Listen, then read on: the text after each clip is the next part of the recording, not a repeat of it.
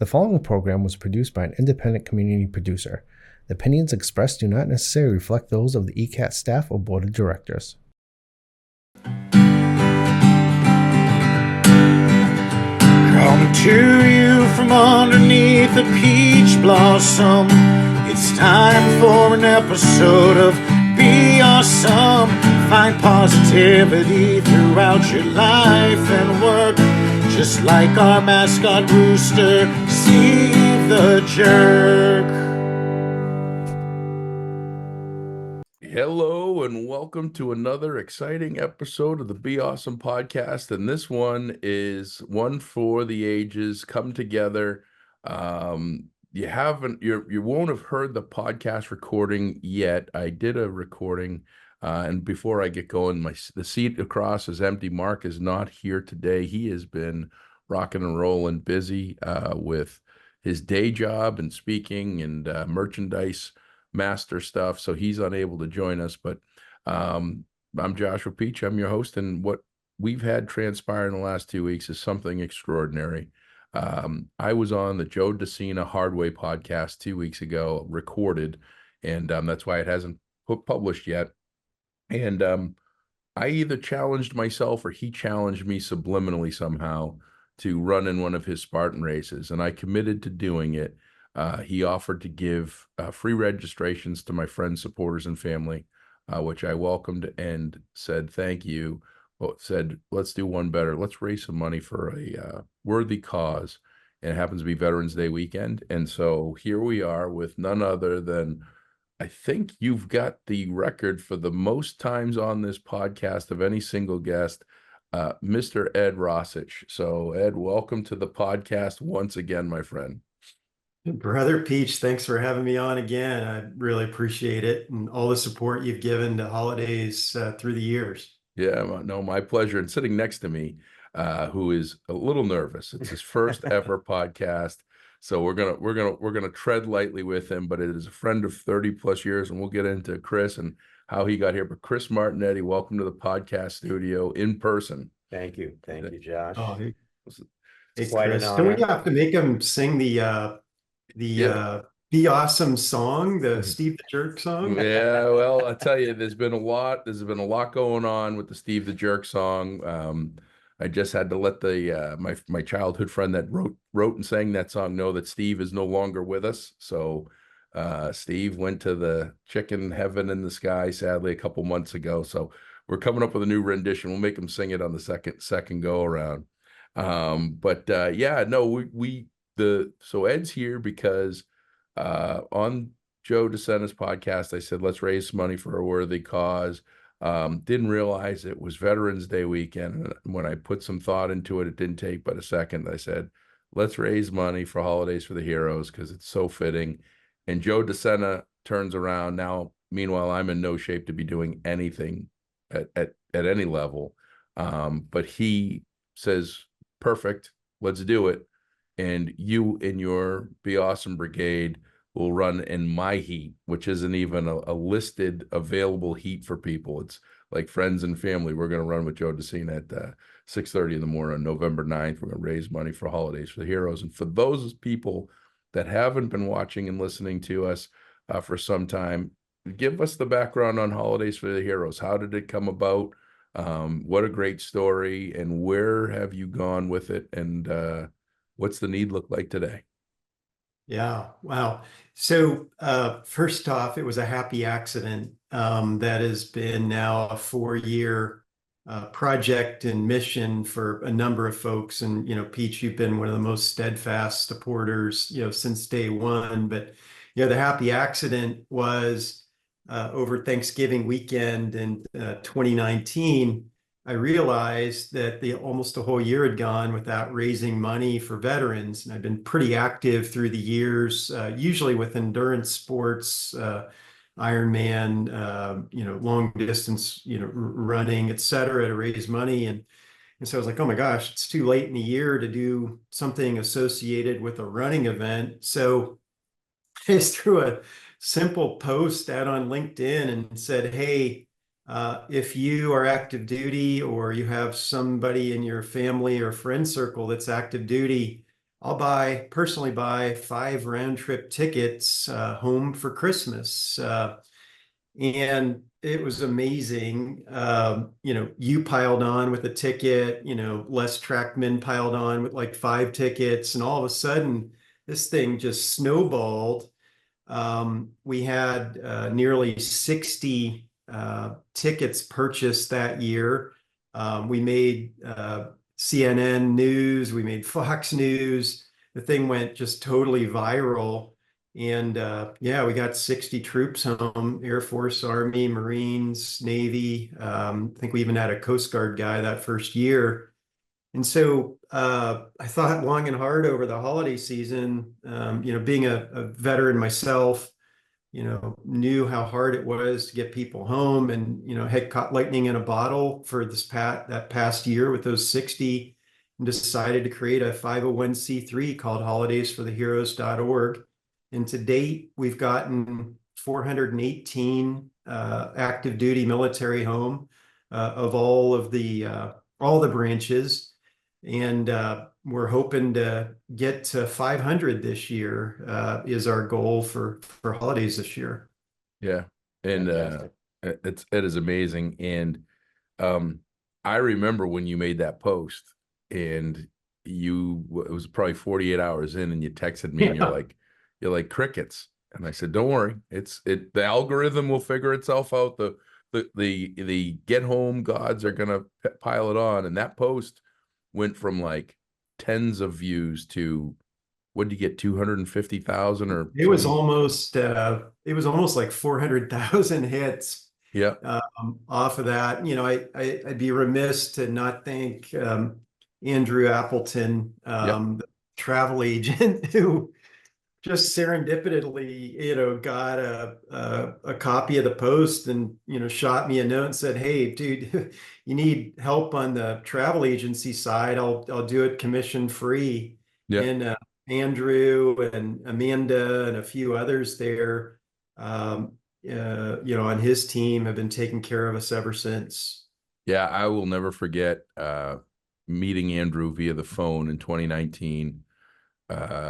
First week in December, I was in Scottsdale, Arizona. I'm in an Uber, I think going to the airport, and the phone rings. I answer, and I'm like, "Hello." He says, "Yeah, it's Andrew Appleton, and I'm just calling to get your credit card information to pay for the ticket." And I was like, "Huh?"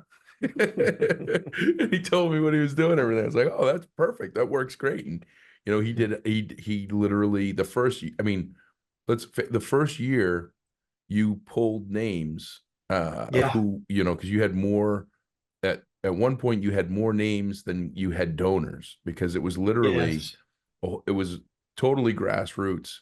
People were just saying, "I'll buy a ticket." And then you had the difficult work of who gets what ticket where, because we had South Korea, you had Germany, you had people, me foolishly, I'm like, "Oh my God, I didn't realize that we're flying people from anywhere in the world to anywhere in the world that their family is."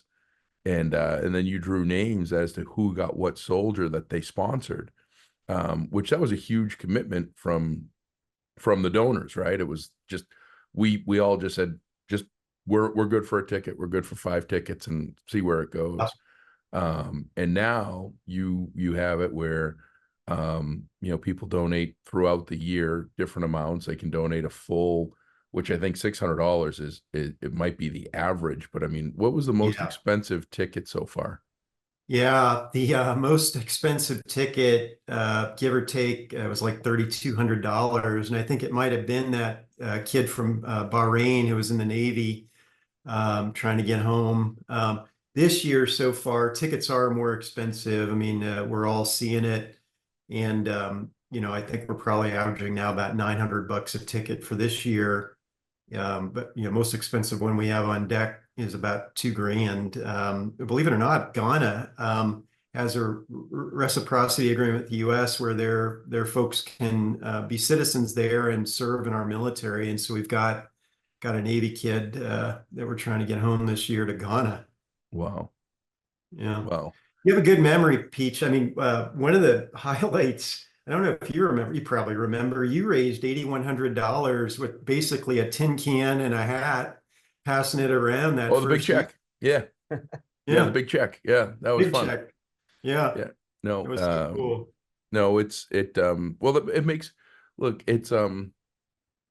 I have a reason why it was, I felt, first of all, we support one another. You've supported a lot that I've done. You've supported everything I've done, including BeAuSm, from before it even started, from a boat ride in March of 2018 in San Diego, right? So Yeah. unintentionally didn't know that it was coming. But we've supported one another for since we've known each other. Just telling Chris, November 1st of 2017 when we met.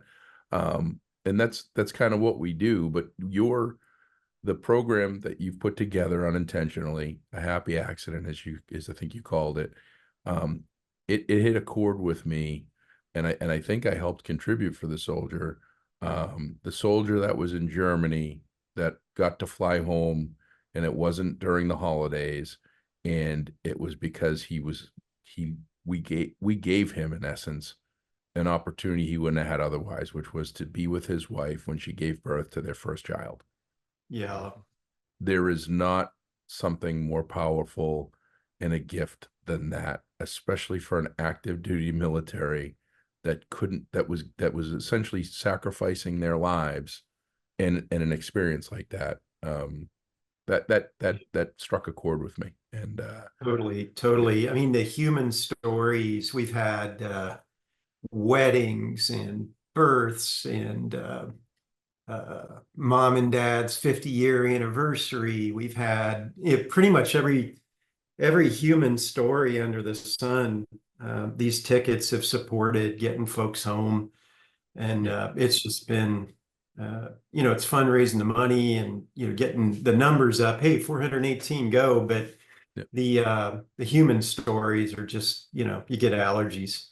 Well, and the reality is these active military that are submitting, oops, sorry about that are submitting these requests, many of them really haven't been given anything by anyone, and they're giving everything to everyone, which is something called freedom, right? They're not all in active hotspots, but they signed a check up to their lives to do that if needed, and it's pretty powerful stuff. Yeah, Absolutely. 100%. One of the things I think the civilian world, no disrespect, the civilian world doesn't have a grasp on are two things. One, getting home almost always is on the wallet or purse of the soldier. There's not a lot of free trips home from the military. There are some mechanisms to get home, but usually it's a bereavement or things like that. The other thing, I haven't looked, this year, but the base pay E1 is like $15,000 a year, and they take taxes and Social Security out just like everybody else. And so when you're faced with a $1,000, $1,200 plane ticket home, that's like a month and a half of pay. And a lot of these kids are coming from homes where, there isn't a lot, and, they might be sending part of their paycheck home. Yep. I don't know if I told you this, and I want to get into the race and why Chris is here, because I don't want to lose him here. He's fall asleep. He's like, this podcast stuff is easy. No, I've been tempted to I just sit here and look pretty and whatever. But I don't know if you remember this story, but it was December 23rd, 2019. So a month after you started this whole thing. And I'm getting right in line with my Christmas shopping. And my now teenage son, who was I think he was 2019, he was 12, and we're coming back from shopping, and we're on the highway sitting in traffic, and this young man rear ends us. I mean, just crushes us, and then takes off. And so I get into a chase with him for 20 miles, go on the phone with the police, trying to keep up with where we're at, and we're following him, and the whole time there's his car right behind me. And finally we catch up to the guy, we get him stopped, the state police show up, and these kids are young men, they're willing to be witnesses. And I walked up to him and I said, "Hey guys, thanks a lot. I really appreciate it." And had some small talk. And the young man in the passenger seat, I said, this means a lot. And he says, we weren't going to let him go. And I got to know a little bit more of him. And the guy driving picked up his friend who was on holiday leave, flew home for the holidays to be with his family. I was like, there's another reason. Never know when you might get in a hit and run. If you could support somebody with a plane ticket and they're in the car behind you, you're doing all right. But no, it's good stuff what you're doing, and I hope you get to 500. And that's why we're here today. We're going to bring awareness to Holidays for the Heroes, and also hopefully get some people to support this crazy idea of this Spartan run that we're going to be doing in I think 89 days or 88 days from now, November 9th at 6:30 a.m. In Fenway Park, a 5K, 20 plus obstacles. And you're flying out from California for this. You're in. I mean, you're Yeah, I'm probably in. I'm signed up. I'm so thankful for the BeAuSm Army that you've sort of gathered to help us already. By the way, I did find out on the periodic table you can spell Army with argon, magnesium, and yttrium, which actually starts with a Y. So you got another T-shirt coming. well, you can spell Spartan too. That's right. I saw that. Yeah. Awesome. So you spell Spartan, BeAuSm Army. We're gonna come up with some sweet swag for participants. We're actually gonna last night I was talking to Mark, my merch master, and we're gonna randomly pull names every week and send some swag out to donors, because I think we're gonna have more donors than we have runners. As of right now, we just launched the page yesterday. It's Tuesday. It's Tuesday, the 13th of August. So everybody knows the date we're hoping to have this. Adam's going to be running this thing out, and Adam's running. Our producer, director, podcast guy extraordinaire. Adam was I think the second or third to commit to this.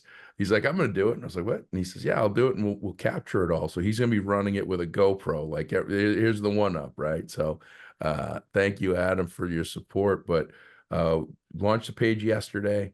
Got 9 runners now that are committed. Chris is here because I got to tell the story. So Joe DeSena is a very special person to me, and he didn't even know it.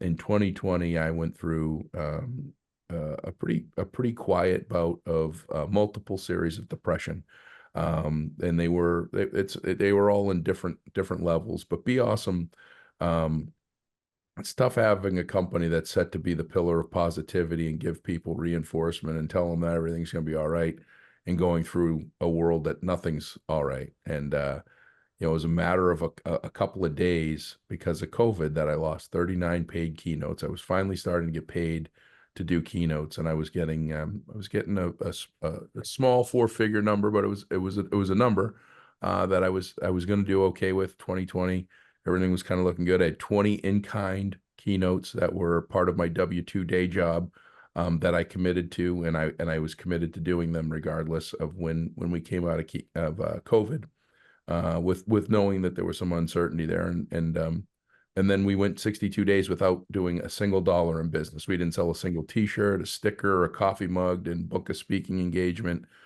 didn't book a virtual keynote. We literally went from having some form of cash flow every month for almost 2 years to having absolutely zero. And I was struggling, and I was quietly struggling because I couldn't share this with people at the time.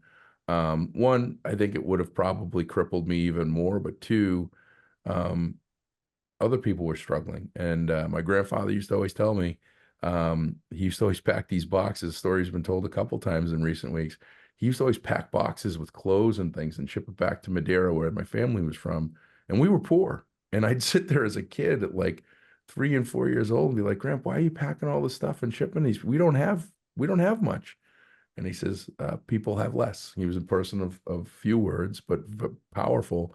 And he says, people have less. And there's always people that have less, that have a harder go at things than you do. But I was definitely in stinking thinking in my brain. And I just happened to be listening to Joe Rogan one day in July of 2020, and didn't know anything about this person. They said, welcome, Joe DeSena. And I was in and out of paying attention. And at one point he said, oh, well, I had to cancel 325 events in 48 countries. And I was like, well, that's more than my 39. And then he talked about his farm a couple minutes later and having cows and goats. And then he talked about how he ordered chickens and had them delivered to the post office. Now, I'm the only person that I know that's ever done that. You go online and you buy chickens, live chickens. And when they get to like 3 days old, they put them in like these little incubator boxes and they ship them. I mean, these things get shake, rattled, and rolled, from the Midwest to Easton. I was like, this guy, this he's my kind of cat. But I didn't know anything other than that. Like, I didn't pay attention to what type of events were canceled. I just knew he had it way harder than me. Yeah, you always see things through your own I looked lenses. at it in a different way. And so it was May 3rd of this year. I'm at 36,000 feet flying back from Boulder, and I get an email on my phone that just said, Joe DeCina, a guest of Joe Rogan podcast, wants you on the Hard Way podcast. And I didn't even read anything else. It was just a trigger. It was like Frank Poncherello and getting electrocuted.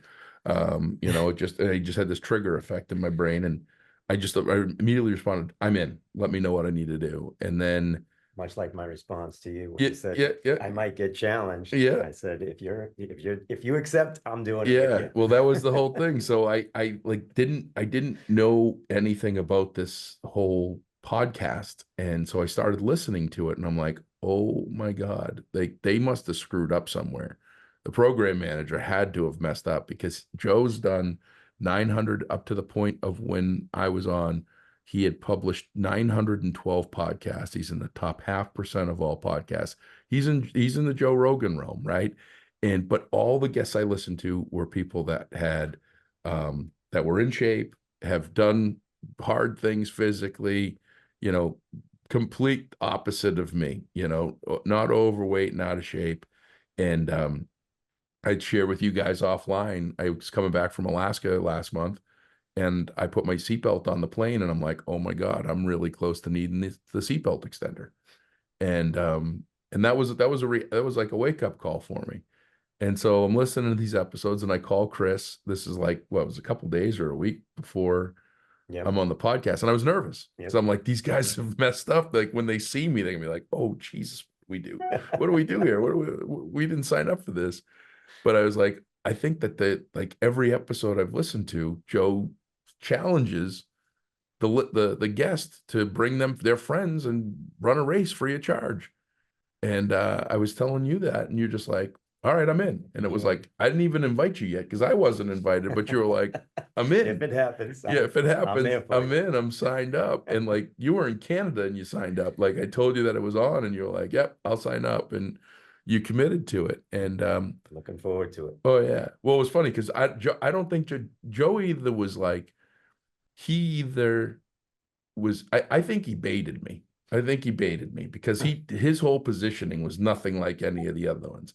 Like, he says, and right, Adam, that he baited me, because he didn't come out and say, run the race. He's like, you come to one of my events. Yeah. He's like, you come to one of my events, and free of charge. And I'm sitting here like, all right, now this is my invite. I'm like, you asking me to run the race? He's like, no, you just come watch. And I'm like, in my brain, I'm like, people actually pay to watch other people go through this pain and suffering, which in hindsight, I would, right? It'd be interesting. But I was like, and then I'm like thinking in my brain, am I not good enough? Because he invited everybody else to run the race. And then he's like, there's nothing better than crawling under barbed wire with your friends. And I'm like, you asking me to run the race? He's like, no, you just bring your friends. Come watch, hang out, get the feel and get the energy. And then by like the third time, I'm like, all right, I'm gonna run your race. When is it? And then this was the first one, was Fenway Park. And the next morning, we were emailing back and forth, and he was very complimentary of the recording, and very complimentary of everything else. And I was like, hey, it's Veterans Day weekend. Can we raise money for a worthy cause that supports active military? And we'll do it in honor of our veterans. No better way than to acknowledge both, right? And absolutely. And he's like, absolutely, you're running in my heat. And so now we're all in this. I mean, we're in this to win this. Ed, you're in shape. I'm sorry. You have an unfair competitive advantage. You could probably go out and do a Spartan race right now. Chris and I, not so much. But I made 3 treadmills scream in agony and for help last week at Hampton Inns in Ohio and Virginia. I mean, but what was amazing was the first one was really screaming. Like, I was 291 pounds. So here's the record. I was 291 pounds. on July 31st. It's August 13th. And granted, when you're big and when you got, well, all you need to do is make a couple subtle changes. Like there's no rocket science when you're plus sized and like out of shape. You don't need to do much. You just need to change a couple habits. Like don't eat at night, don't eat junk, don't eat processed foods, don't eat sugar, don't drink a bunch of booze, don't, do all these different things. And you can lose some weight. So I'm down 2.7 to 278. So I'm down 13 pounds. So yeah. But the big thing is my mobility, like just in a couple of weeks. Cause you don't lubricate your body. You rust up really quick. Motion is the lotion. Yes. Motion is definitely the lotion. So, so you were in Canada, you were on vacation when this whole thing happened. Yeah. And did you have any poutine, by the way? I did actually, yes. Yeah. Did you just have straight poutine, or did you have one of the because they got fancy stuff now? See, when I was growing up, you ever had poutine, Ed? Poutine. I have. I worked in Toronto for 4 years. It's the best thing on earth. Yeah, seriously, like it's so good. So for anybody that doesn't know what it is, it's French fries, cheese curds, and gravy. But that's how I grew up. I used to spend my summers in Cape Breton and as a late teen, early 20s in Sudbury, Ontario on the French River, Albany. I used to spend as much time as I could up there. And they had poutine stands. Yep.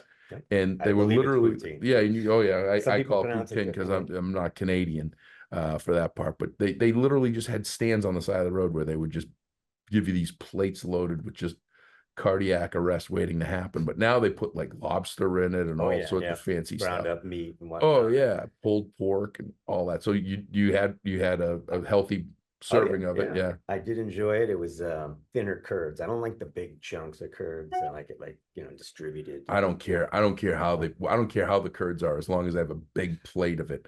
But that's an anchor. Like that's legit. Like I'm tasting it right now as I'm talking about it. And I was in June. I was in New Brunswick, and I partook in poutine, but it definitely would not be part of the diet for this program.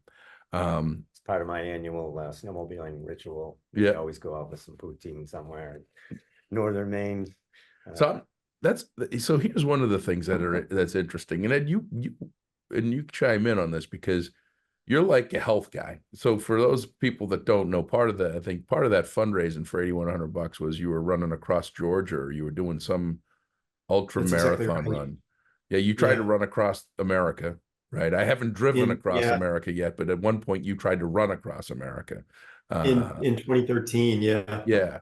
So but I've been out to eat with you. I've been places where I've seen you eat things like pizza and other stuff. Oh yeah. But for me, like my worry is I enjoy, like you seem to have a handle on it where you're like, hey, you know what? I'm going to have pizza tonight, and you seem to eat well outside of that and do the right things. I get nervous because while I think I'm building good habits, and nothing I've done, this has been an interesting one at 49.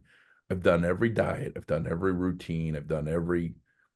Nothing that I've done in the last 14 days has been anything that's uncomfortable. Like it's been nothing like,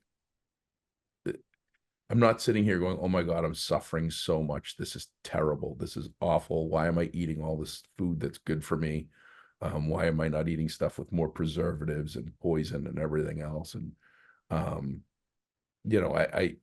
but I'm hopeful that this becomes habit forming, because I think it was 99 days from when I committed to when this happened. So it should be habit forming. Unlike when I climbed the mountain with Aaron Ralston and I gave myself like 3.5 weeks.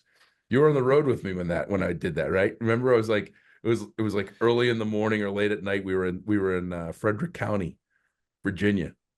You and I in 2018.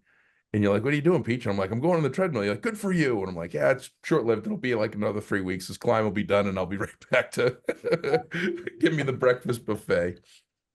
But this is kind of an interesting fundraiser because all of our participants are people that, other than Ed, are people that have been not couch potatoes, but couch potatoes. So we got Kenny that's going to be running with us. You, my friend Paul Gioso, who's was an athlete in high school, but not really super active. Who else do we have? Ed, Adam, and I think there was one other one.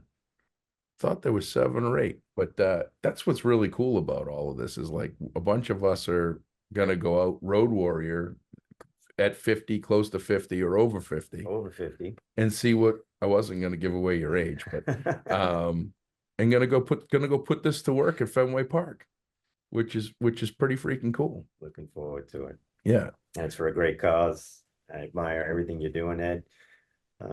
Thank you. Supporting the veterans is so important. Thanks for listening to another episode of the BeAuSm Podcast. If you are enjoying our episodes, please give us a 5-star rating review on your favorite podcast platform, whether it's Spotify, Podbean, Apple Podcasts. Those ratings and reviews do make a difference in helping us get more exposure, more listeners, as well as giving people an insight and understanding as to what they could expect when they listen to our episodes. Thanks again, and you are awesome. This morning on the news in New Hampshire, I don't know if you heard the story about a 90-year-old veteran who went into a pawn shop to try and hawk some jewelry to help with his wife's medical expenses. The person at the pawn shop ended up giving him almost $2,000 just because she knew he was going through difficult times.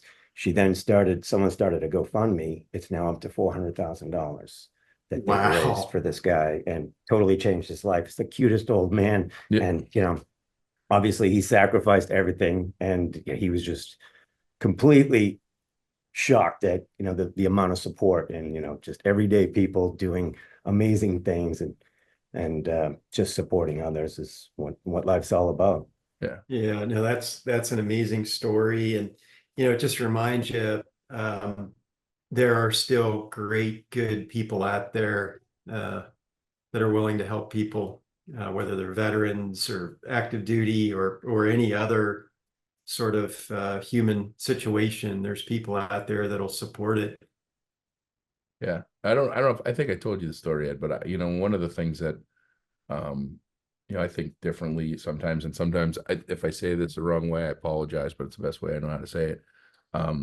Our active military's free ride shouldn't be when they're in the bottom of the plane. And unfortunately I experienced that a couple weeks ago, and I experienced it with Private First Class Trujillo, who was born and raised in Santa Fe, New Mexico. And we're flying from Dallas to Albuquerque, and the flight attendant came on and said that, ladies and gentlemen, Sergeant Atkins in the front of the plane would, needs to get off. He's bringing Private First Class Trujillo home. And,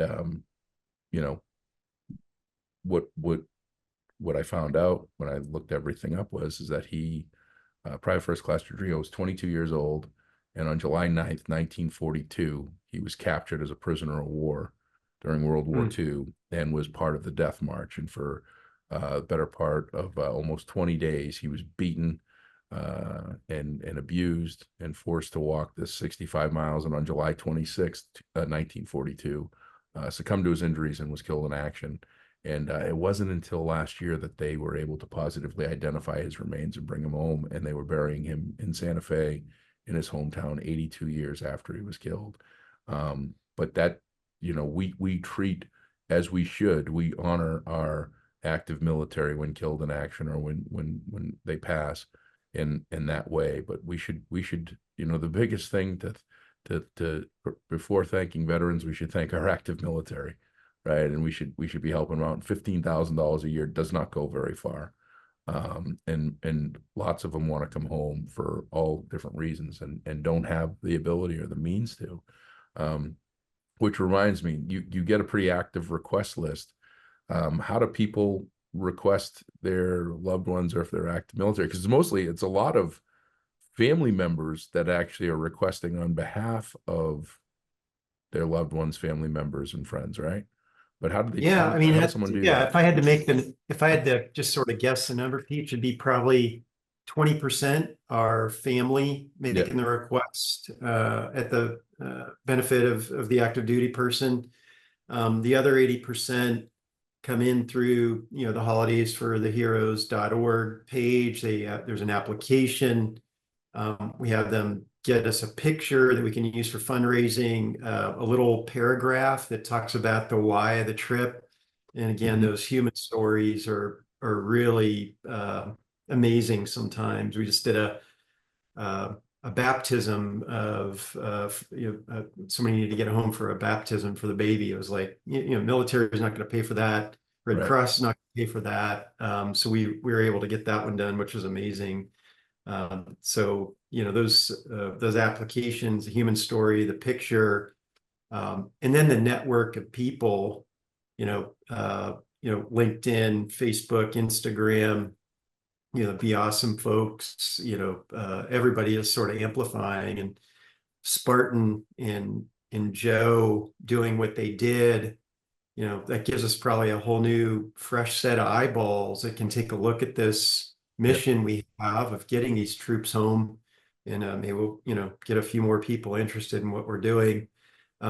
The thing that's interesting, a lot of people are, I'll put in air quotes, anti-military. Well, it's okay to be anti-war, but support our soldiers. Right. Yep. Yeah. Well, not anti-human. That's not anti-human, right? And that's the thing that we sometimes get clouded and our military aren't the ones that are making the decisions to what they do and how they do it. They're just taking their orders based on what they're doing. My father went into the Army and fought in Vietnam because he wanted his college tuition taken care of. He didn't want to put the burden on his on his parents, right? And so, and part of that ended up being that he was ended up being a helicopter pilot in the 101st in 1969. So it's one of those things. And like I said, that baptism. My oldest godfather is a Marine, and he flew out for the baptism, and that's a big deal. And that's something that you can't just hey, this date doesn't work. Can we do something, whatever date, whatever time? Which is what's interesting is it's holidays for the heroes. It was originally designed, created Thanksgiving weekend. I think you put the post up the Friday after Thanksgiving. If I remember correctly, Friday or Saturday after Thanksgiving. The idea was originally fly people home for the holidays, for all the different holidays that are in December. But now you're taking, because I'm seeing more activity on social media, you're taking applications throughout the year. So there's no window in which people can apply. It's just whenever they have something that they want to be home for, that's special and that's meaningful and that they otherwise wouldn't make it home for, right? Yeah, 100% Peach. One of the realities is, especially for these young men and women who join, because they're so low in rank, they don't necessarily get to go home on Christmas week or Thanksgiving week because they get, the rank does have privilege in the military in some cases. So they might have to push their trip to April or, some other date. The other thing, weddings, births, baptisms, what have you, they don't always occur during Christmas week or Thanksgiving week. So those events happen all through the year. So we really try to be thoughtful and judicious when these things come in to say, yeah, this fits this mission of getting troops home for holidays or significant family events. Yeah, well, probably that birth thing probably happened. It started like 9 months prior to their last leave. So probably that would make logical sense with me anyway, right? So math is math. Yeah, Josh's math. Here it is. 9 months, and it was. I think it was enacted in 2007. Births of children that are active military. They changed the rule that before 2007 they just had to have audio available. Now they have to have audio and video, and a lot of people think that that's good enough. And I think that I've only been able to see. I saw our youngest, Amy, the birth of Chance, and it was an experience that I wish I had 20 of them. Right? It's right. like It's life changing. It is. It's one of those like, wow. Yeah. As a matter of fact, Amy made a comment last night at dinner about how she gave birth twice, and because I was talking about, my broken tooth, and I was talking about that, and she's like, oh, I gave birth twice. I'm like, it's like a common cold for a guy, right? It's like, Right. because we make our common cold so bad, but it's such an amazing experience. It's a miracle. And it's an absolute miracle. So to have that reality of being able to have it, or a family member's birthday, or see someone that's sick, or see someone for the last time. I mean, there's a million different things. So this is great, Ed. I'm loving what you're doing. I'm so because I know there were times that you questioned continuing it, and COVID was a killer for you guys too, because that put a whole level of complexity. I think we did an episode on it where they had to basically quarantine a week or two prior to leaving, and a quarantine a week or two after. So they, instead of taking a week off, they were taking 3 and 4 weeks off just to be with loved ones. It was basically all of their time, and flights were difficult. And totally. In some segments of the military, for example, folks who are on submarines, they weren't allowed to leave posts during COVID. So they were quarantined to base, and we had a couple situations where we flew their kids in to see them because they couldn't get out to see their kids for Christmas. Yeah, no, that's that's just crazy that COVID was just like yesterday, just 4 years ago, and like the things that we had to think about, how we did things, and quarantine, and we're going to have that podcast probably next week that we're going to release, the Dillingham Village, the villages in Alaska where they weren't letting anybody leave or come or go, like, because they just didn't want, they thought it was like the plague, plague coming. So, well, this is great. Ed, how do the people find you? How do they follow? Where are you on social media? How do they donate for this event or for other stuff? Yeah. All the good stuff. Holidaysfortheheroes.org is where you can go to either apply for a trip or donate for a trip. There is a link to another page, holidaysfortheheroes.org/Spartan-racing. If you want to register for the race. You don't have to run the race to donate, in conjunction with the race. We're happy to do it. 100% of all the donations go to tickets. I fund everything else that we do. So it's all tax deductible. 100% goes to the tickets. And Pete, just want to say thank you to you and BeAuSm and your posse. I wonder if there's a periodic table for posse. We'll have to work on that. Yeah. And I also, the Spartan racing team, just want to say thank you, Joe, Angelia. Thank you so much for enabling this for us. Yeah.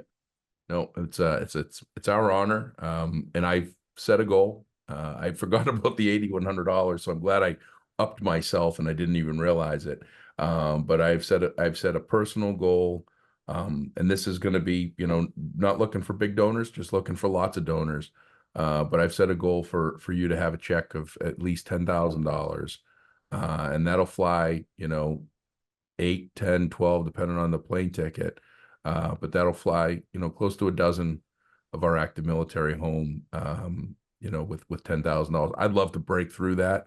I think, but $10,000 is a realistic goal. It's a great goal. And thank you, Chris, for being the first to sign up and tell me that I wasn't crazy to do all this. My pleasure. It's a wonderful opportunity for a great cause, and good thoughts. Just trying to stay positive, prepare myself as best I can. And Chris has got a list of people. Every time I talk to him, he's He's like my number one recruiter. He's throwing names at me of people I haven't heard in 20 years. He's like, I talked to him yesterday. I've told him he's got to do it, and they got to sign up, and they got to register. And so Chris is our number one recruiter. So he figures if he's going to be crawling under barbed wire, he's going to bring everybody he can with him. Absolutely. And we got Kenny outside pacing. He's going to be doing our Spartan spotlight here in a minute. So Ed, thank you for your time, for all that you do, and most importantly, your friendship over the years.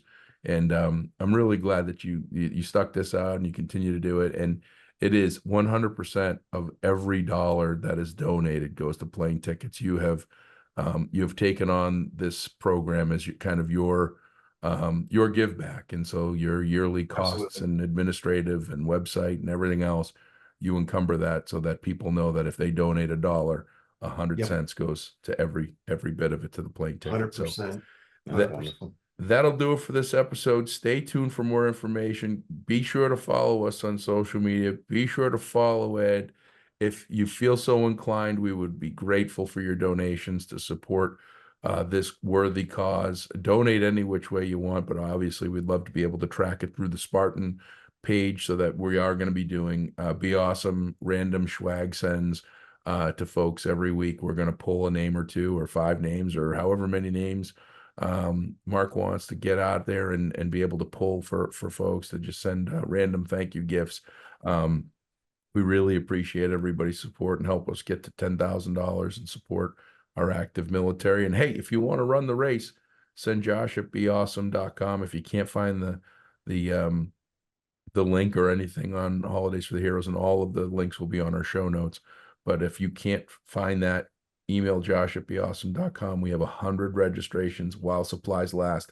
This is a limited heat. So be sure to get with me sooner than later, and we'd love to have you join us and help us in this mission to raise funds and have some fun and get uncomfortable. I think that's the most important thing.